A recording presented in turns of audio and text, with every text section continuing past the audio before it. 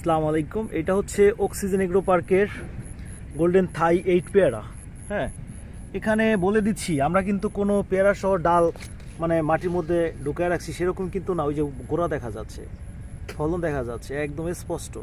মানে ছোট্ট একটা গাছে, মানে 4 মাসের একটা গাছে, এখান থেকে আবার দেখেন একটা কিন্তু খেয়েছিও।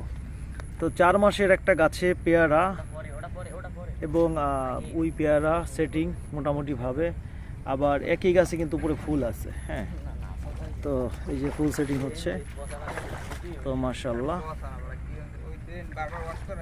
আবারও নামটা বলি, থাই গোল্ডেন 8 পেয়ারা। হ্যাঁ, থাই গোল্ডেন 8 পেয়ারা।